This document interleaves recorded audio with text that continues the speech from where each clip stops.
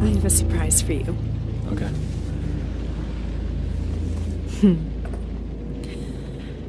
You want to guess what it is? This is an outfit for a newborn. You bought it this morning. You wanted to surprise me. I'm sorry. You're pregnant. You know? I know because you already gave it to me. This has happened before. What are you talking about? What's going on? Someone is coming. He's going to hurt us. He says you killed your father. I need to know what happened. Why are you doing this? My father died. Died of a heart attack? No, I didn't have anything to do with... Any second now, he's gonna knock on that door. Help me. This isn't happening. This can't be happening. Police, open up. My name is Luis. I'm the creator of 12 Minutes.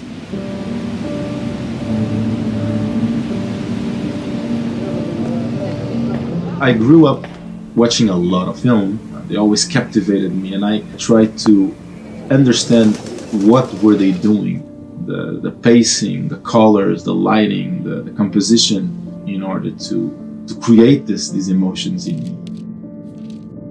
What are the tools we have as game designers that allow us to do similar things? I think the biggest challenge is that usually when we think about narrative, we think about a linear progression. And in an interactive game, at least in 12 minutes, that information can come at any moment depending on what you've done. What's the occasion? I'll tell you over dessert. All right, I'm ready to get wowed by this dessert. Just give me 1 second.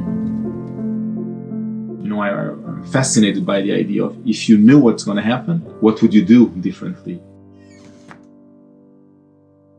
12 Minutes is an interactive thriller about a man trapped in a time loop. You come home from work, you're having an evening with your wife, then this cop shows up, he accuses your wife of murder. Hands behind your back, let's go. You try to stop him, you get beat up. Somebody help! Only to wake up back to the start of the evening. And then you have to use the knowledge of what you know it's going to happen to try to change the outcome and break the loop. Look, I know this sounds weird, but the day's repeating itself. What do you mean, repeating itself? I'm living the same chunk of time over and over again. Uh-huh. The reason the game sticks to a bird's eye view is because it allows you to very easily interact with the environment. Most video games, you have a third-person camera or a first-person camera, and I wanted to create something that is very accessible.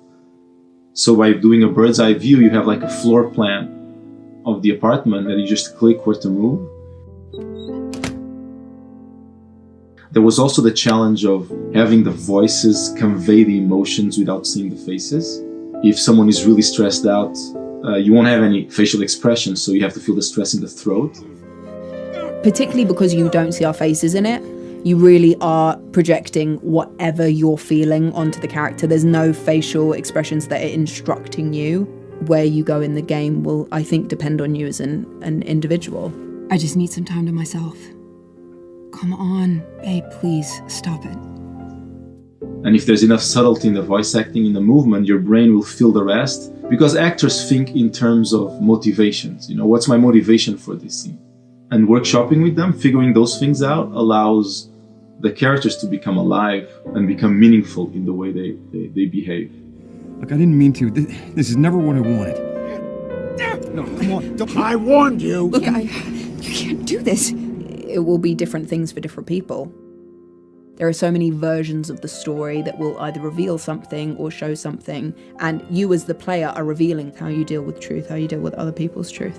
Working in interactive medium, you can make a story that becomes very personal to you, right? You're not passively looking at what's happening and processing. You're actually deciding. By allowing you to participate, to change it, and to mold the way it's built, in a way it becomes part of you. It's like you're part of the creative process that is happening.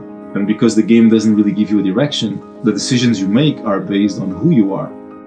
I'll prove it. Yeah, great, let's see it. Wow me. That allows you to explore a side of yourself that maybe you wouldn't otherwise. Silently repeat these phrases. May you be free from suffering. May you be free from fear. May you know peace.